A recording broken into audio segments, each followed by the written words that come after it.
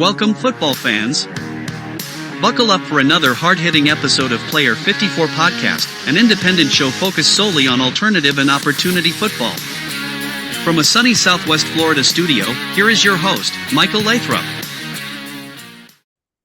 Hello, football fans. This is episode 130 of Football Life.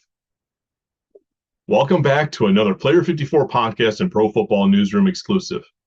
Today's episode, we welcome quarterback Justin Arth as we catch up on his career, participation in the International Football Alliance's Showcase in Frisco, Texas, and more.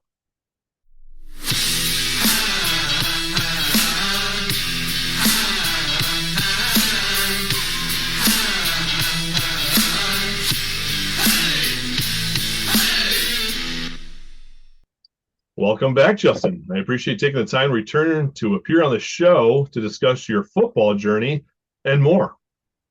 Yeah, thanks for having me, Michael. It's always a pleasure to be on and talk to you. I love reconnecting. So, Justin, a lot has transpired since you last appeared as a guest. And I mean, I'm not even going to do the math to figure out how long ago it was. It's been a while. It has. And it's been a crazy journey with a lot of bumps and bruises and a lot of stops along the way. But it's been a fun ride. Well, I'm glad to hear that, right? Because some people, if things don't go as they hope or had planned, right, they know it's always going to be a struggle. It's always going to be a grind. But sometimes it kind of left. But I mean, you're upbeat about it. That's awesome. So in the mix of it all, right, and I'm sure I'm missing a lot of it. So it's just bear with me here, Justin, and everyone tuning in. But essentially, you've had some opportunities that have completely unraveled, right? So, I mean, I'm going to try to be kind, not go into it too hard here. So, it's kind of put your professional career in limbo, right? So, whether it's been, just to name a few of them, the Arena League's Georgia Force, the International Football Alliance's Dallas/Texas, Pineros, an IFA Showcase team, when their season was kind of in peril and they're trying to figure some things out. There's a Showcase team, the Tennessee Hornets. So, seeing it's been a while, I'm sure I'm missing some other pieces. Can you just take us, take a moment and take us through all those to bring us up to date since you last appeared after your XFL Showcase? Because there was a merger in that league since that kind of dates this a little bit. Yeah, it does. It does. So, I mean, hey, for anyone that's not been watching, I'll just take you through the whole thing just so I make sure I cover my bases. So, played college football at Texas Wesleyan University. That was a startup program back in 2016 when I was graduating high school. So, the team went and shut down the program in 1941. They brought it back 2016 and got 2 degrees there, played 4.5 years there. That was kind of up and down too. So I started as a starter, then got benched, was on scout team, got back, COVID then kind of ended everything. But I played well enough in the time that I was able to be on the field to have some professional opportunities. So went to the Peach State Cats in a smaller developmental professional arena league, played well there, got a Rookie of the Year. That kind of bounced around to like an Atlanta Falcons rookie minicamp and then some other different opportunities there with some private workouts and things like that. Obviously, a lot of the XFL interest started around that time with the XFL coming back, with the AAF coming back before all this kind of started. So that's kind of started the journey there. In Arlington Showcase, where I was posted on the social media of the XFL, kind of really blew everything up for me. And just went from there. So Tucson Sugar Skulls in 22 in the IFL. 2023 was the start of the kind of tumultuous part of the career where there's 2 different arena teams in 23, with the West Texas Warbirds being the second of the 2 teams. Before that, the Gillette Mustangs, where I ended up getting released after going to a USFL workout in training camp. Then you move forward to 24, and then the Carolina Cobras. Ended up being released there when former UFL quarterback for a couple weeks, Guy Myers, decided to come on back, and my services were no longer needed. And then found myself with the Georgia Force and played 2 games, never got the salary paycheck. The whole team was forced to get out of where they were, and I got a nice jersey, nice pants, nice set of shoulder pads that were some additional funding of a Facebook Marketplace sell. And then obviously the helmet that you guys have seen me wear in some showcase games and stuff I've had in 2024 and obviously now early in 2025. So then taking a chance on the International Football Alliance to try to get back outside. So that opens up international opportunities, potential UFL opportunities with some interest that I've had. Like I've had interest from the DC Defenders for a while. It's been, 3 years now that Vaughn keeps telling me to show back up to showcases. I mean, was just at one on Sunday in Atlanta. So they've been interested, but like coming from the school that I am, having the career that I've had, you do really well in showcases. They're really interested, but that still doesn't mean they're going to sign you to a contract. So you got to go out on the field, you got to play, you got to show what you can do with the pads on, and that's what I've been trying to find lately. So it's been a crazy up and down journey. So trusted the International Football Alliance for 2 years now. 2024, they decided to push off when I was in the draft class there. Then in 2025, signed with Art Briles and the Dallas Pioneeros at the time. Then they moved to Austin before training camp, and then they just never even got underway. And then trying to bounce around, find another team. Like you said, Tennessee Hornets were a semi-pro team that were going to play some of these IFA teams, so I'd committed to play the one game against the Chihuahua Rebellion, and then hurt my ankle, which was basically the forced decision to not play against Huntsville either. And then after seeing how they played, unfortunately, love the guys on that team. There's a couple guys like Terrio Hunt, who has now signed with an indoor football league team that I still throw with and keep up to date. It just would have been probably a bad spot for me to be as well, unfortunately. And I hate saying that, but that one didn't end up not going too well. And the Arkansas Storm were a team that I'd been talking to for a while as a 2026 IFA expansion team. Absolutely love the staff there, from the ownership of Coy Flynn, the head coach of Ron Calgani, and the just the connections that he has with the Dallas Cowboys and Jerry Jones and Stephen Jones. So it was definitely an opportunity I couldn't pass up. And then obviously played in that earlier this weekend. And it had its own issues, but I want to make it 100% clear the issues were not from the Arkansas Storm staff or ownership at all. And so whether they are in the IFA in 2026 or they move forward in finding another league or whatever their decision ends up being, I know Coy and that ownership group and that staff will be more than fine in running a lot more professional looking ship than what it happened to look like in this quick 2 or 3 day abbreviated weekend that we had this past weekend that kind of went viral on Twitter. All right, so we're kind of up to speed, right? So you just played Saturday. But I think it's important to share with everybody back on August 22nd that you announced on your social media accounts your decision to retire from professional football. Yep.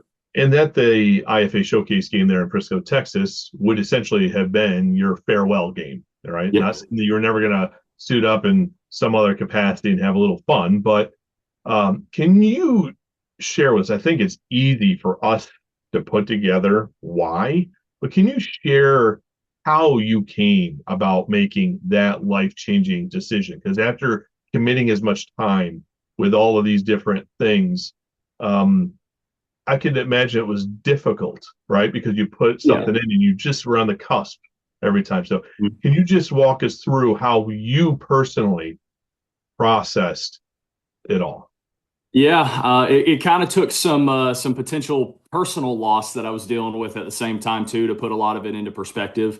So I was dealing with some obviously losing some things because of all the sacrifices I've made in this journey that it made me kind of reconsider things of like, hey, is it worth it still doing this day in, day out, and probably only getting interest to go to arena football teams to play for $225 a game, or at best $5,000 or $1,000 a game for a very short period of time, and putting my life on hold for a lot of different things. Like I've made some sacrifices in my career. I have a master's degree in business administration. I do a lot of things with National Pitching Association and my quarterback business that I'm growing, my quarterback training business that I'm growing. So there's a lot of sacrifices that I make there in terms of losing clientele or consistent clientele, because then I'm not around as often, to then go play for teams and organizations that, again, great in terms of going and getting film and things like that, but there's no guarantee that you're going to continue to rise up the ranks through that when I've kind of had the situations that I've had over the past year and a half of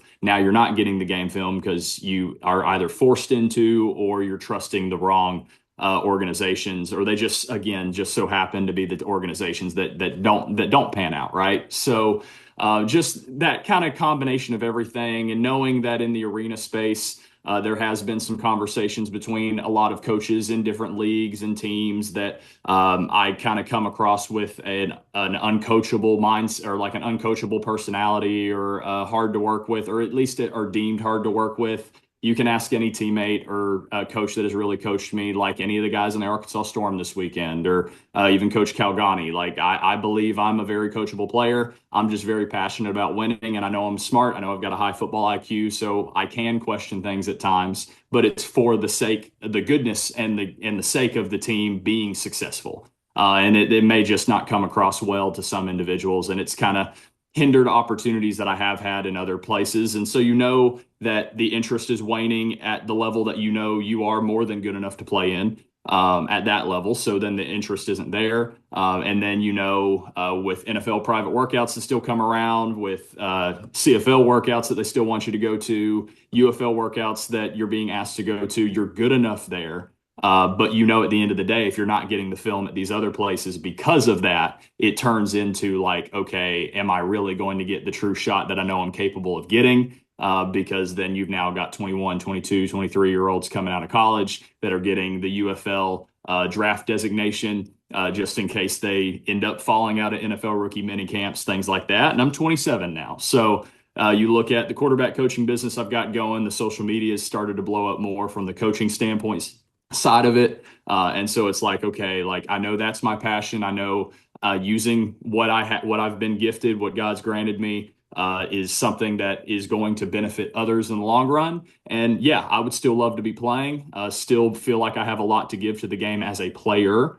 And I think you can see that even in what I feel is like a bad game that I played on Saturday. I feel like you could see that I am capable of playing at this level. And yeah, I have more to give the game, but you also got to understand that maybe my purpose may not be to wear the gold jacket at the end of the day, but my greater impact could be allowing other people to chase that dream and live that dream that I've been very fortunate to be able to chase and live in cases for the last 4.5 years. I look at someone like yourself, because you're not the only one, right, Yeah. that experiences this. I mean, this is probably more the norm than the guys that actually find a way, whether they've had the blessing to get straight to the National Football League, or even if it's kind of, the CFL, UFL, whatever leagues before, they've been blessed to kind of been in that mix. But I think there's much more of the fringe players that are always trying to navigate this. And I know it's full of phone calls, opportunities, and it's always weighing them as well. So I mean, so you're always making a decision. The question is the one you're making the one that's going to be fruitful? Is the one you're making, whether it's the opportunity, or is it the organization's going to be able to see it through, right? If it's a couple weeks, if it's a couple months. I mean, we've just seen so much in this space, and I think that's why a lot of people are like kind of write it off. I mean, as far as fans and other people, but I mean, it's unfortunate because I think it's going to work, right? At some point, all of this is going to work. Just got to, work out the kinks. It works in baseball, it works in hockey, it works in soccer in this country. So I mean, there's so many things. So I get it, right? Yeah, and that's the thing too. And what I've noticed in my last 4.5 years of pursuing this thing is navigating those decisions are probably more difficult than anything else. One, because you're having to rely and trust on organizations to stay afloat and to provide good film and obviously pay you money because you are a professional at the end of the day.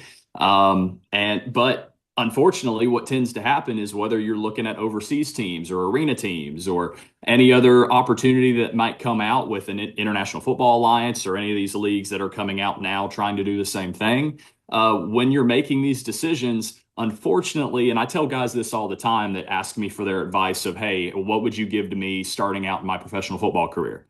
I say, like, do your best to have as many opportunities as humanly possible, but understand when you make that opportunity or when you decide on an opportunity, you're probably now going to be cut off for the rest of time because you said no to somebody else. And it is a lot of egotistical kind of mindset in this level where if you say no once, just because the salary's better somewhere else, or you feel like you've got a better opportunity to play somewhere else, the only way that maybe some of those doors reopen to the coach that you said no to is if you go out and you're just so head over heels better than what you maybe were when they were recruiting you to say, okay, well, I'll take the personal, he told me no out of it.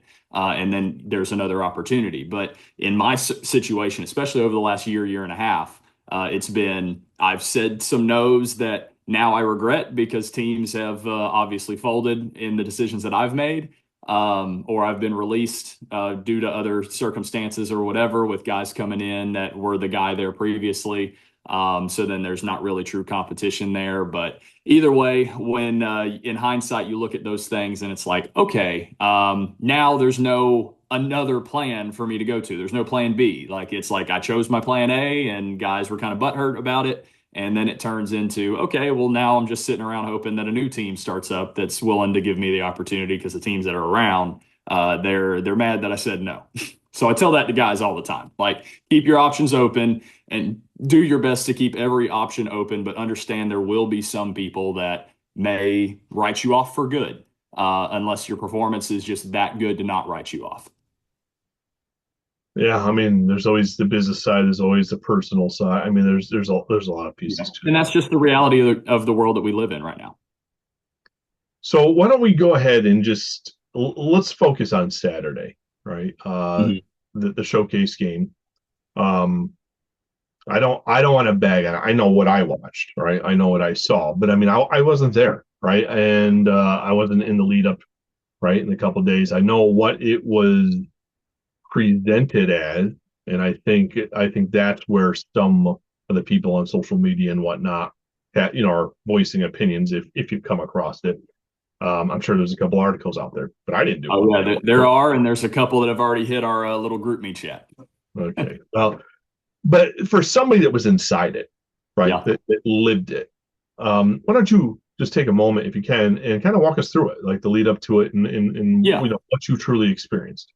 Yeah, so obviously I've had conversations with Coach Ron Calgani for what, 6 or 7 months now, knowing that this was an opportunity in a team that I wanted to potentially be a part of, not knowing if the Dallas Pioneers would be back. Like, I was signed to Art Briles and the Dallas Pioneers in the International Football Alliance. And because I didn't know they would be back, I needed to find another team in that league because I wanted to be outside as opposed to inside, knowing how that film would translate for the UFL, for the CFL. And so, knowing that Coach Calgani is Arkansas State Hall of Famer in terms of high school football coaching, and then what he's obviously done in playing quarterback for the University of Arkansas, one of the last times they were nationally relevant, and the connection base that he had, it was a no-brainer of like, hey, this is like, if this is going to be my last shot as a 27-year-old, because that's the other thing too, is like, when you are 27, that's kind of like the cutoff age for NFL, CFL guys. And even in the UFL is what we're kind of being told now, is like, if you're older than 27, that doesn't mean there's no shot, but there obviously opportunities are going to the 21, 22, 23-year olds. But looking at that, I've been in conversations with Coach Cal for a while. And things were going pretty smoothly. Went to the tryout, did really well. I mean, everything goes 100% smoothly. Like, I've never been to tryouts even at like the NFL level, where they're providing you food at the end of a workout. And Coach Cal and Coy Flynn, the owner, provided food for us at the end of the workout. So I've noticed that anything that they are in charge of has always been run very well, very smoothly. So, but this weekend was more on the league providing that, because we were the showcase team, the exhibition team coming in, and things were just a little off at times. Things were still provided, which I've been in worse situations. Things were still provided. So, Jason, the International Football Alliance, they at least provided things, unlike other situations that I've been in the past. But the hotel did change. We were told of a certain hotel in Frisco a day or two before we showed up on Wednesday evening for the report date. That changed last minute to another hotel, but at the end of the day, it went from a 3-star hotel to a 1-star hotel. But the 1-star hotel was better than the 1-star kind of hotel mindset that comes with like people saying, "Oh, we were put up in a 1-star hotel." Like, the hotel was fine. There wasn't bed bugs, there wasn't cockroaches. It was a fine hotel. It was an extended stay America in Richardson, Texas. Like, it was fine. And so you get there on 6 p.m. We finally get a playbook. That's I will say I didn't like not having a playbook until like Wednesday night or really Thursday morning.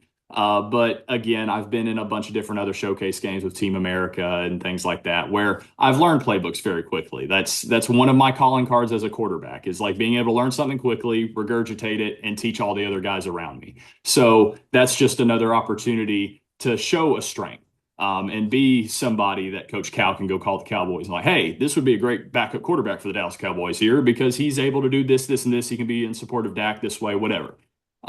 So then we ended up having 3 days on Thursday and Friday. Coach Cal and Coy, the owner, and really Coach Cagle, defensive coordinator, was able to get in touch with Stonebriar Community Church. And we had their facility in terms of their church and a meeting room and things like that the entire time. So again, anything the Arkansas Storm was providing, absolutely perfect.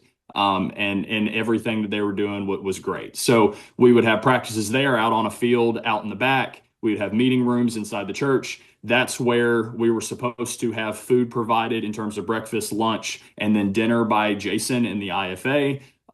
The breakfast and lunch overall was consistently late, and they turned into, okay, bagels and donuts being bought from Walmart, with like bananas and apples and things like that. So not exactly the breakfast that you would want before you have 3 practices a day. But again, it's still breakfast nonetheless. You just got to make smart decisions to do it. And then lunch was supposed to be Subway sandwiches. We didn't get Subway sandwiches the first day because the order got put in late or whatever the situation was. So Jason again went out to Walmart, picked up a bunch of bread and the coaches and sandwich meat and cheese and stuff like that. And the coaches were cutting the sandwiches up, making sandwiches for us and stuff like that. But again, not ideal, but it's not like it wasn't provided either. So then Tuesday rolled around. We got that fixed. Actually did get a half Subway sandwich for lunch. And then you move on to dinner. Dinner was provided at a Chinese buffet restaurant on Thursday night by Jason. Things were fine there. We did have one player that ate some crawfish that we thought we had a heat stroke during practice on Friday, but it ended up just being because he had thrown up every day in practice. But ended up being just the crawfish didn't sit well with him.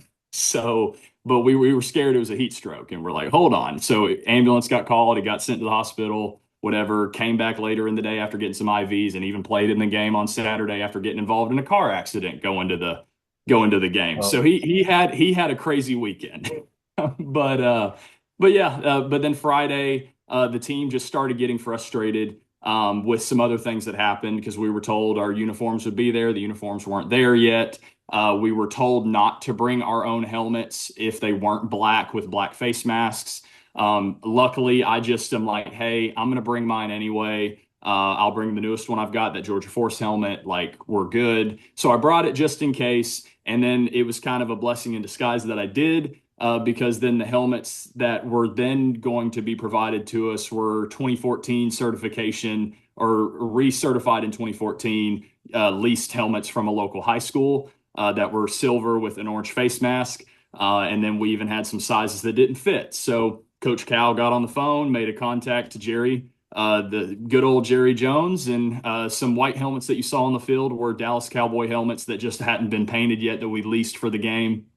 So those guys that had bigger size heads were good. But obviously it's not great to have 2014 leased helmets for guys that didn't already have their own helmet. And in a showcase game, I think the helmet stuff's fine. It's kind of like a college all-star game, whatever. It's not that big of a deal, but I will say the biggest part of the deal was the 2014 helmets that weren't recertified since 2014. And they're old. They didn't have chin straps, so we had to find another place to get chin straps. And then the shoulder pads that were provided, we were told to bring shoulder pads if we had them, but then the shoulder pads that were then also provided were unfortunately not the best either. So a lot of guys either had to go out and buy some or they just had to run with them and hope they didn't get hurt in the game. So that is probably the biggest kind of letdown of it, that again, the Storm organization was not providing those. Those were things that will be provided when they are a team in 2026, and Coy will make sure that that's provided and at a super high standard.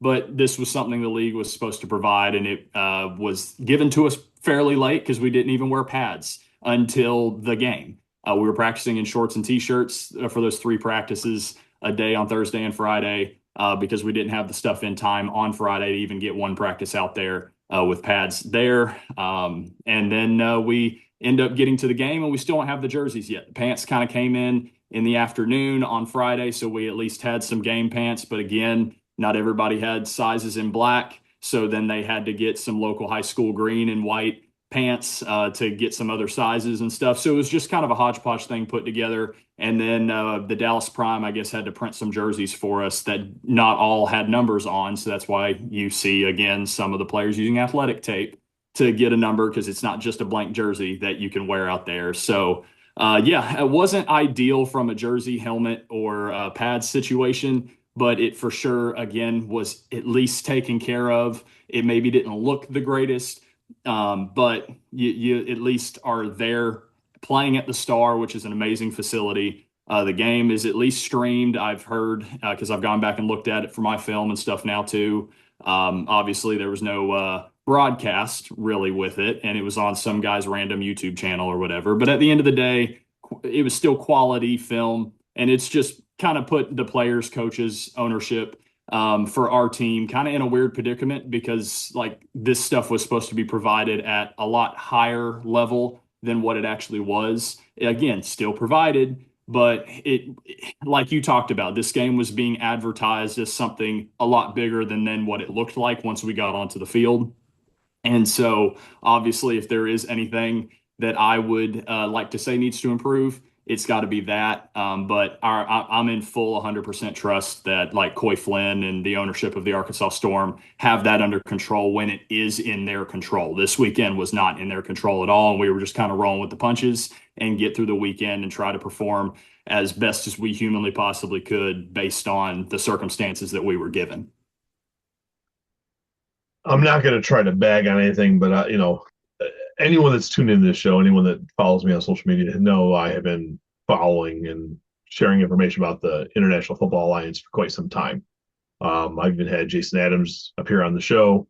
I've made a lot of contacts within those ownerships and coaching staff that were to play in the league. So I guess I guess I'll just share. I guess where it's really disappointing is that this league initially announced itself in 23. Was going to play in 24. Didn't happen. They had 7 teams that they were going to launch in 25 with. It all started falling apart. I mean, there's a couple only teams. 3 even played, and all 3 didn't even make it past 1, 2, or 3 games. But it wasn't even a season. It was teams putting together their own semi-pro schedules, and I'm not trying to bag on it. I guess where I'm at is the way that this game was being, advertised as, rebuilt, built to last. Kind of, I'm kind of paraphrasing some of these hashtags that they've used on their own thing, and they're saying we are playing, and we're gonna have a press conference before the game on the 13th in Frisco to share what teams they're going to be playing. It just continues to fall short. And when you even see the product, and I don't mean the product is in play. I mean, of course, the showcase team only has so much time to practice together, to build chemistry. I understand that. But, I mean, the uniforms, right? I mean, in the commentary or the way that it's broadcasted, I think that's a direct reflection of leadership. And if Jason's watching this or catches this and whether he cares, he's fallen short and continues to since 2023. So, I mean, I hope they get it right if they're planning on playing, because continuing to put out things like this does not look good. And any team that's involved in it, it's a bad look. And I think sometimes it spurs an image for the players that are associated with it too, because it's like, okay, well, it's supposed to be professional ball. I know this was a showcase, but these teams are supposed to be professional, right? But now if a player plays in this for however long, now it comes down to, well, was it really professional? Is it just, glorified semi-pro? Yeah. And so, I mean, it kind of, the resume starts to hinder the players. I for their sake, I really hope they figure it out, because there's a lot of people that it impacts, and it impacts negatively. And I think whatever credibility they had, they've lost probably 99% of it. And I think it's tough to get back. And that's not just for people that are tuning in to watch. I think that's sponsors. I think it's anybody that might want to partner with the league that's going to help it financially. So it's unfortunate, but so I want to kind of not dwell on that too much. You've really pulled back the curtains. I mean, I'm not going to talk about the game itself, because I The game is And really that's the thing. Like I want to be 100% truthful about the situation. I still chose to be a part of this because I know I need film if I wanted to continue my professional football career or at least go off on my own terms if this was 100% it. So the thing is, I hope the IFA gets it right. I do like Jason Adams as a person, and I've had multiple conversations with him this weekend. So me pulling back the curtain is not me trying to crap on Jason Adams or anything like that. It's just, hey, we've got to be better if this is going to be something that helps a player like me or any of the guys that will be taking on those 4 teams that come around next year with our obviously Arkansas and 3 Texas teams. So, like, whatever they're going to do, they need to do it well. And again, it's tough when now it's been 2.5 years and there's not really been anything great to show of it other than Huntsville looking like they were a good organization and Ohio Valley looking like they were a good organization. And then you've lost both of those to a new league. So it is tough for credibility's sake. And again, I 100% trust what Arkansas Storm have. But you also need to have a league around you. And that's where I want to challenge Jason and the IFA to, if this is going to be successful, we got to get stuff right. There is new rules for roster age limits and things like that are being given by higher leagues that want to see players actually have a chance to go to those leagues, which could very well affect my opportunity to play in it if I wanted to play again. So I'm looking at it for the next level of guys that are coming through, the next crop of guys, and make sure that it's good for them, because I've had some unfortunate and unrightful character assassination or some player performance assassination in a way because of the things that I've been affiliated with. And I don't want to see other guys go through that. All right, so let's just turn the page, right? I think we said our you mainly, and I just know about the IFA. So your announcement, right? You put out there that you were done, right? That this was going to be it, but then you alluded to a showcase with the UFL over the weekend. So the door's not closed, right? I mean, it's not like it's dead bolted shut. This is a door that you might be considering using again.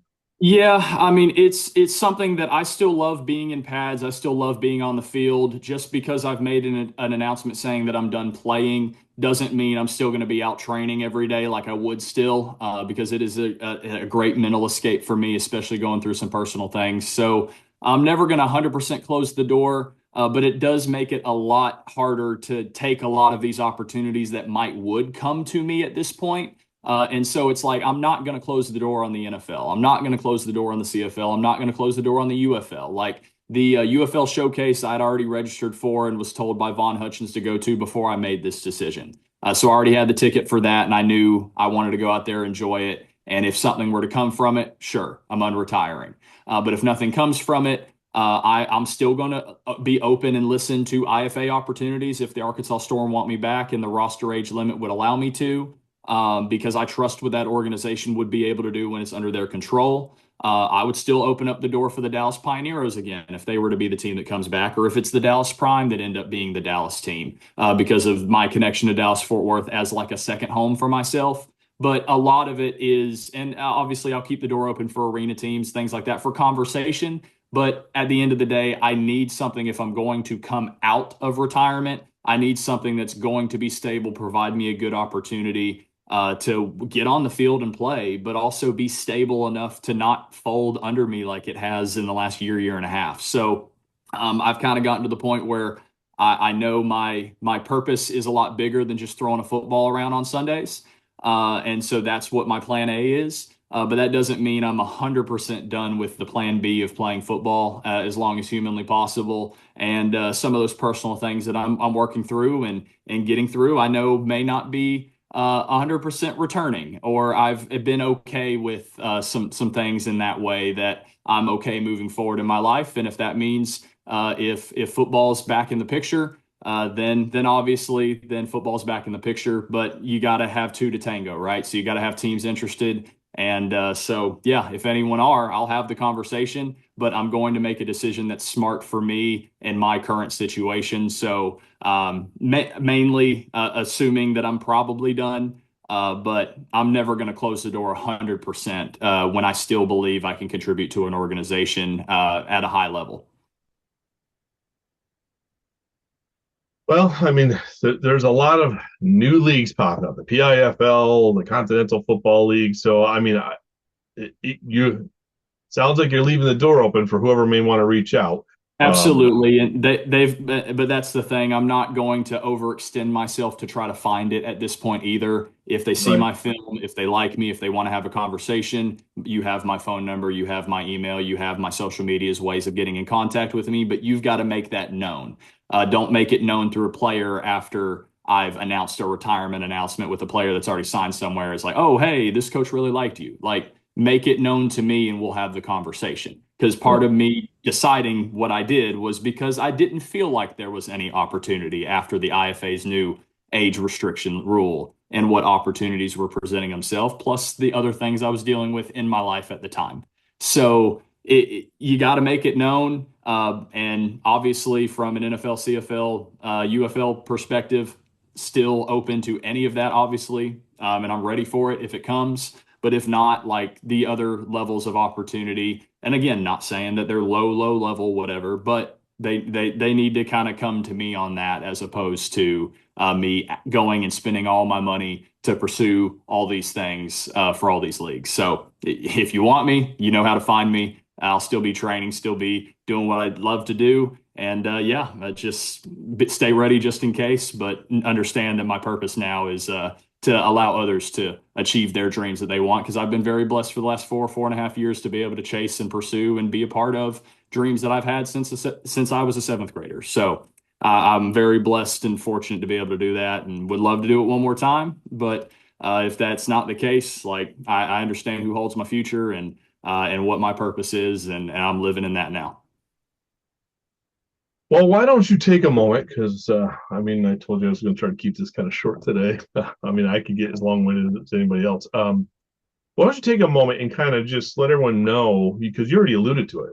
You know, your kind of quarterback training and coaching stuff that you do there. So why don't you go ahead and put out, where they can find it, essentially where you're conducting it, or how you're conducting it. Or ever since I became a professional, ran into Tom House.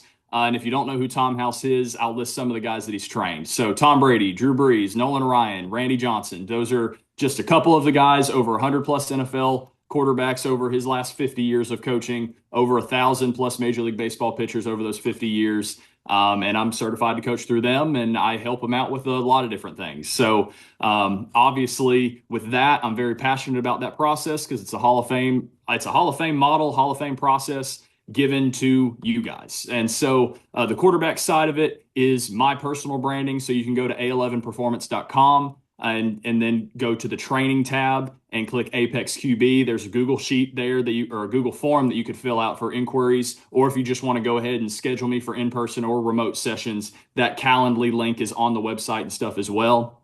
But either way, we're going to go through and teach you good biomechanics. Like we're going to break down 3D motion capture film using like our partner app in Mustard.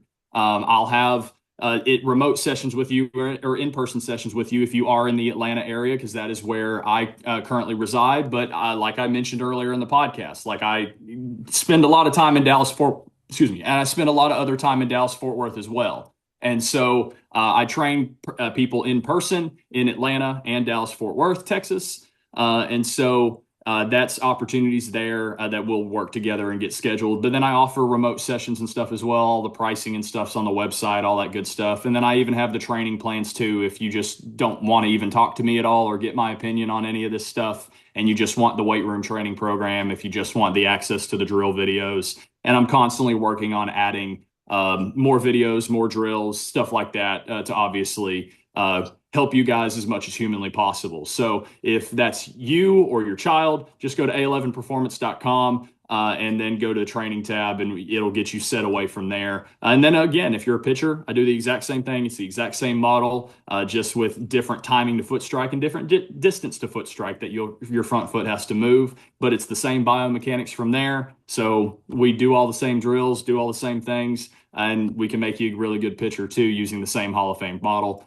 But you can find that at nationalpitching.com and go to the Find Coaches tab, and you'll see me as an Atlanta area coach there, and all my contact information's there as well. And it's, again, same pricing, all that kind of stuff. We do remote sessions, all that good stuff. So I do the coaching the same way from the quarterbacking as I do the pitching. But obviously, as a professional quarterback myself, I take things a step further and not just teach you the 4 pillars of biomechanics, functional strength, diet, nutrition, sleep, recovery, and the mental emotional. Those are our main 4 pillars. But I also take it a step forward and actually really dig into the football quarterback specific drills, as well as obviously film study, chalk talks, all that kind of stuff, to use the knowledge that I have had as a 4.5-year professional, playing college football for another 4.5 years, and obviously being around a lot of amazing people that I've been fortunate to be a part of.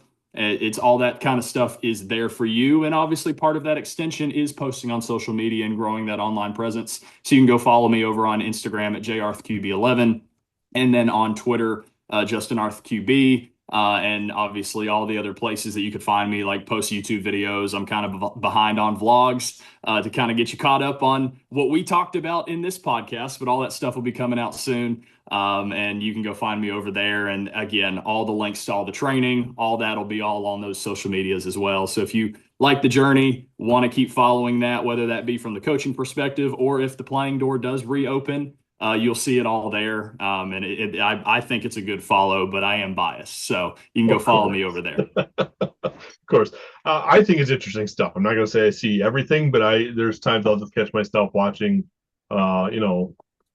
one video reel, whatever you want to call it at a time, kind of going through and seeing stuff. So I think it's interesting stuff. But and I'm not here to try to put you too much on a pedestal either. Because some people are like, oh, here we go.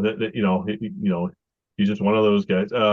But you were mentioning how there's just the trainings that are available there if they don't want to go through to get essentially, the additional instruction or, kind of pick somebody's brain. But I would assume there's some significant value to that, even if they're not getting the training from the Hall of Fame player that went through it, or whether it's the person that started it, that the Hall of Famer got it from. The fact that you trained with the same person, I think there's certain nuances and stuff also that are probably shared a little bit different than just to hand it over. So I would go on a limb and say there's some significant value to having the in-person, right? I don't know, but I think seems like a no-brainer that there'd be significant value. So if you're tuning in, or if you have somebody you're thinking about doing that, I would. Maybe you don't get the guy that did it, but you can get the guy that trained from the guy, right? So I don't know. Yeah, and that's the thing. Tom's still around. I see Tom once a month, and he's about to move a lot closer to me.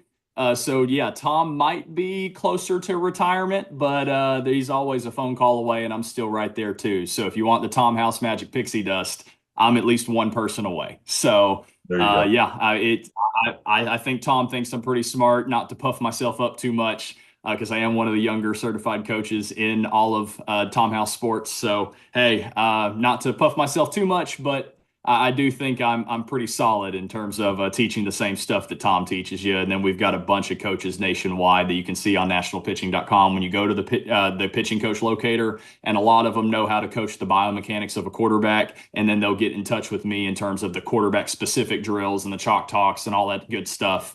Because obviously not all those guys are football guys. They're baseball guys, but they can teach you the correct biomechanics to throw efficiently so you're healthy and then performing at the highest level possible. So I'm here for anybody that wants to be a better middle school quarterback, be a better high school quarterback, chase that thing in college, chase it as a professional. There's no restrictions to coming to train with me at all. I want you to play football or play baseball, or just be a rotational athlete, whether it's golf, tennis, whatever. Like, I want you to be able to do that as long as you humanly possibly want to, just like how I've been fortunate to do.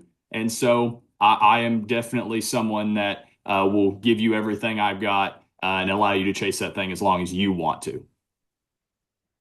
Well, Justin, I appreciate taking the time to return to the show and catch up on your career, your personal progress. What you got going on. It's football, but still outside of football, right? It's not playing. You're kind of moving.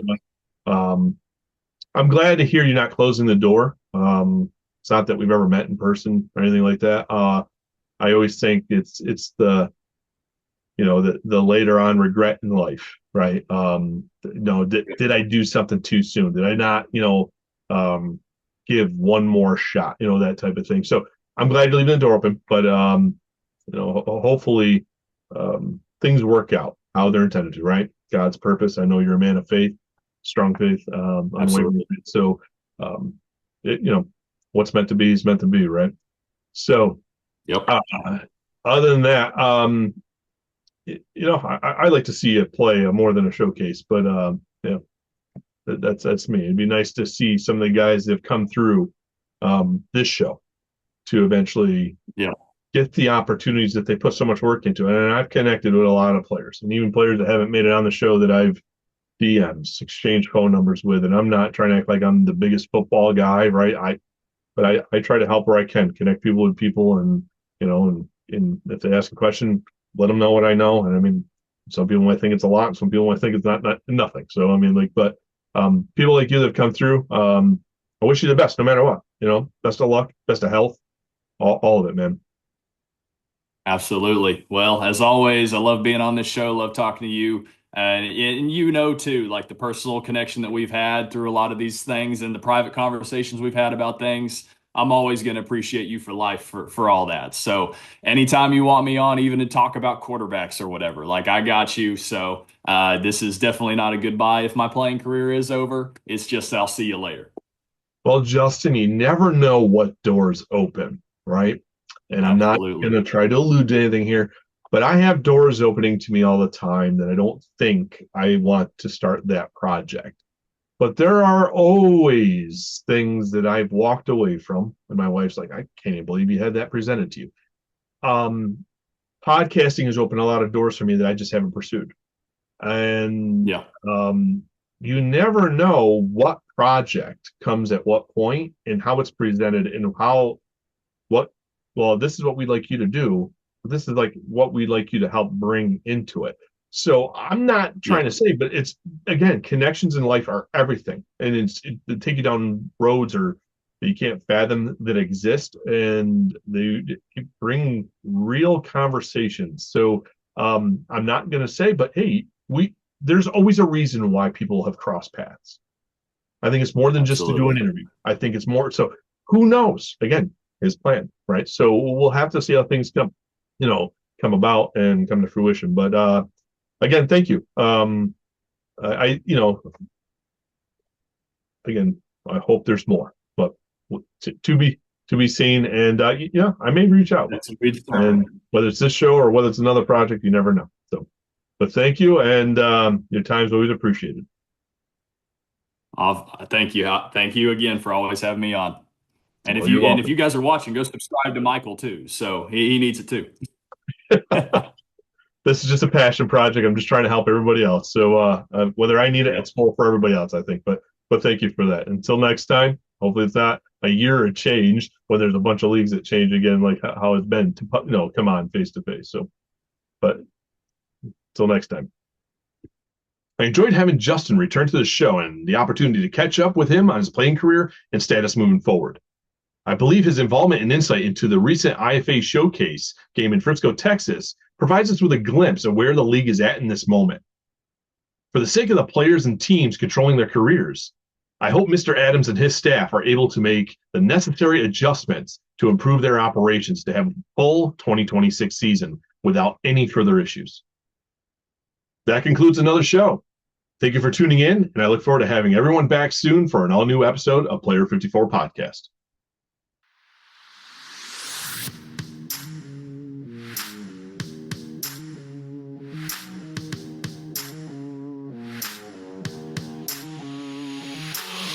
Thank you for tuning into today's show.